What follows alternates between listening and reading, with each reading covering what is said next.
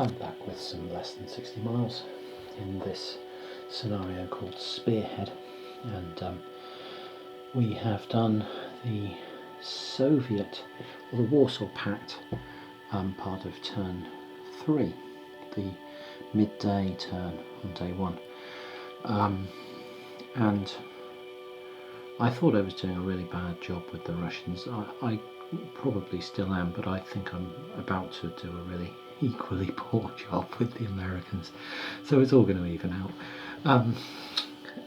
But anyway, the major thing for the Russians here was that they managed to get a lot of supporting units around this hex where this 11th Cav armoured recon armoured cavalry unit was in here. They got a lot of artillery up in support, and then they managed to push it out with the 17th Guard from the 79th Guard tank division. Pushed it out of the way with no losses, absolutely blitzed the combats, with support from some helicopters back here and some artillery support up close. The Americans threw in support from their missile artillery back here and flew all their choppers in support as well, but weren't able to swing the battle in their favour, and that also meant that they'd expended all their choppers when it came to trying to extract the retreating unit. It had to try and disengage to get away, to minimise its attrition losses, and the Americans had to send air points in to support that withdrawal. So they dropped 3 air points in, which then had to run the gauntlet of quite a lot of anti-aircraft fire in the hexes around, because it took anti-aircraft fire from all these hexes as those air points went in to try and support the disengagement. I think this should now have a half engaged counter. I think even if you successfully withdraw, you disengage from combat after taking losses, I think you still count as half engaged. I'm going to have to check that. So that's the situation here. The Warsaw Pact have also managed to push a recon unit, and dangerous mechanised infantry across the Fulda River here without taking any cohesion hits. They've got another unit across the river here. He did take a cohesion hit with the in the river crossing, but still that was a price worth paying to get the extra support in on this guy as the attack went in. And up over in this area, the Warsaw Pact are making a bit of a mess of organising themselves to even consider taking on this solitary armoured cavalry battalion that's just sat over here watching them from the far side of the river, warily, but they don't show any signs of moving towards him yet, mainly because they're all in road orders, and until we wait until we can get into a proper set of orders, that's all they're going to be doing, just massing on the far side of the river, ready to go, ready to launch off. So that's what's happened in turn 3 from a Warsaw Pact side. Do I have anything else to mention? Oh, I did draw a snafu card for them. They got that as an event, so they're ready to mess up some American plans as the Americans try and roll forward. On the American side, what have I done wrong with them? Well, they are about to get their own orders kick into place. This is what is it? Can't remember what it is. Brigade Defend, I think, order. They're about to reveal for themselves. Yeah, Brigade Defend, when I get around to doing them. And the problem that they've got now is that a lot of the brigade that they wanted to turn into to put into defensive orders are now right up in the front line being engaged. And if they hang around trying to change posture now in the front line, they're going to get their heads kicked in, because you get a massive negative for being caught trying to change posture, trying to rearrange your posture while you're being engaged in combat.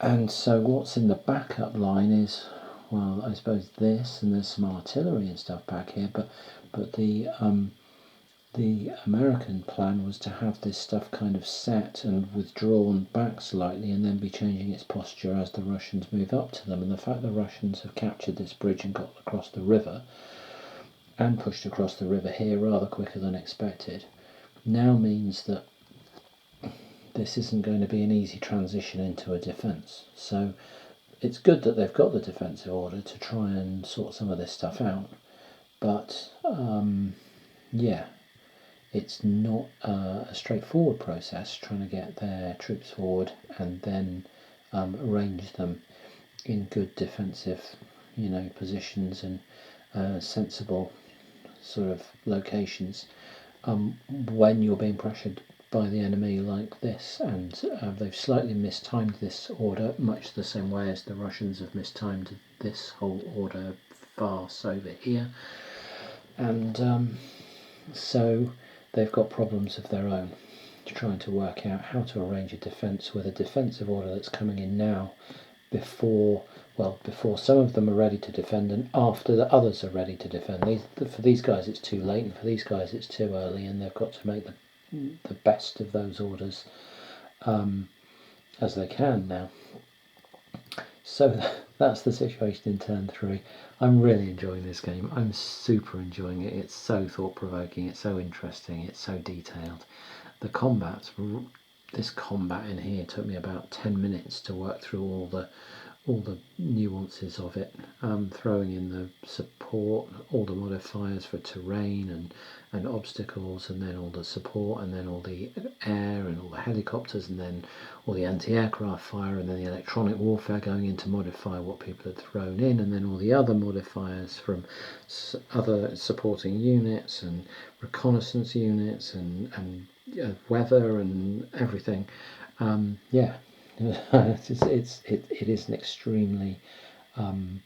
extremely granular combat system for an operational game, as I sort of hinted at to begin with, almost getting down into the sort of tactical level. Really, really good fun. So that's where I am in turn 3, making mistakes on both sides, but really, really enjoying them.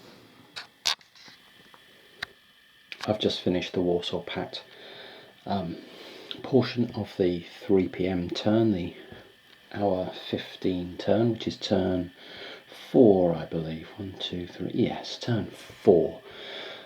So you can see that having captured this bridge, the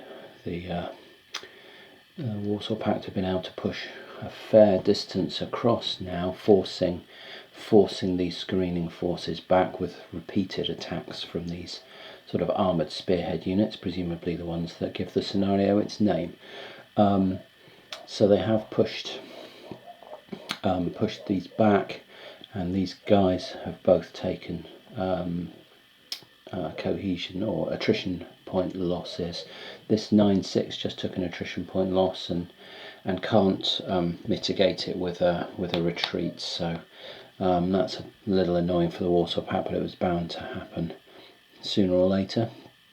And he took that actually because he was on a really lovely +9 attack, but then I realised he was out of command range, which is a -4, and he was back on a +5 attack. So command range is important here, and actually command range is proving a major headache in this game for me. Combining it with the orders system and the timing of the orders and then the timing of formation changes is a real puzzle, a really, really fun, chaotic puzzle, and one that gives the game a very unique flavour.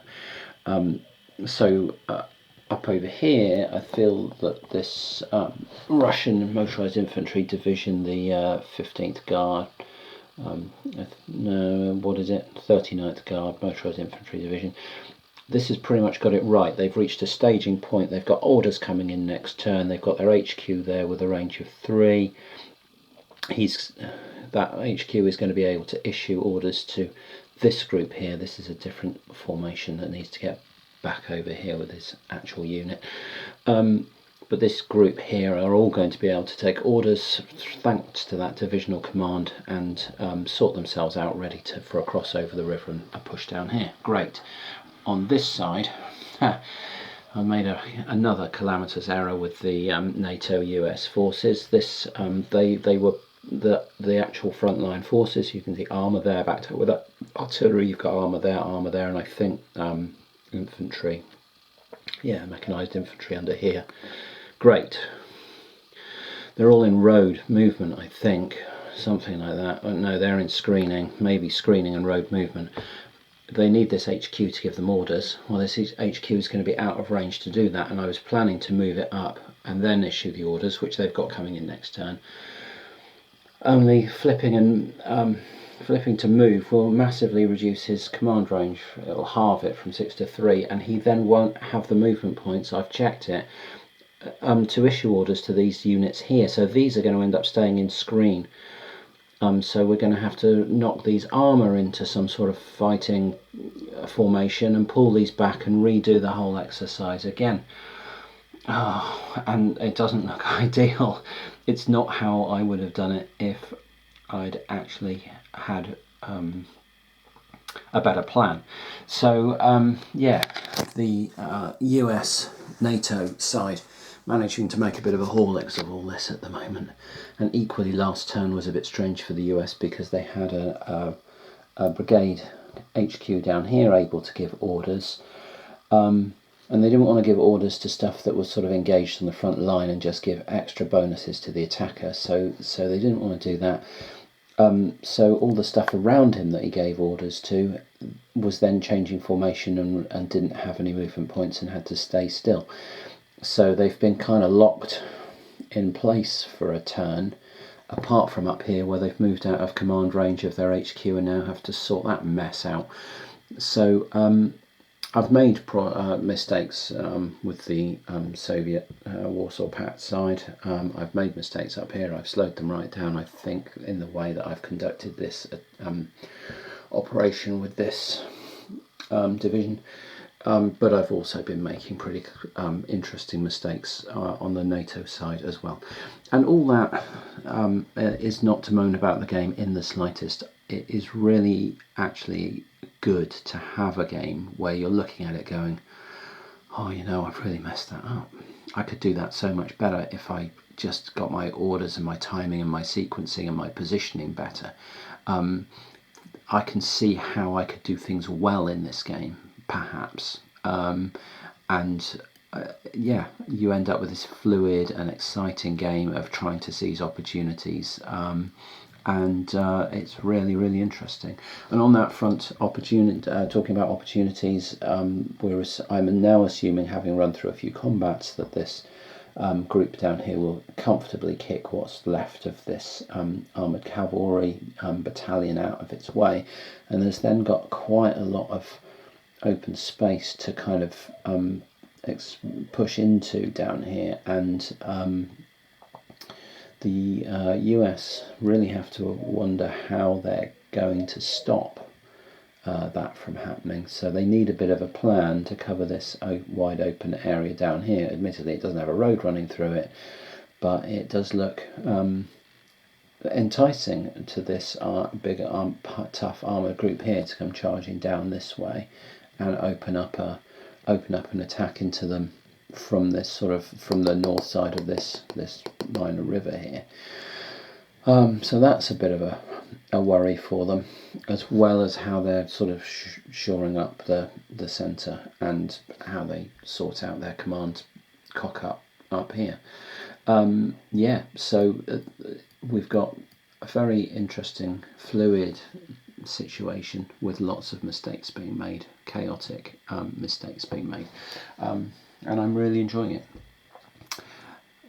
So on that note, I'm about to go away for 2 weeks, and I'm not going to have an opportunity to play this and do anything with it until I'm back. So it's going to be the middle of July before I even get back to the table and have a look at it, and hope I can remember roughly what's going on when I do. I'm sure I will be able to. but it's going to go quiet.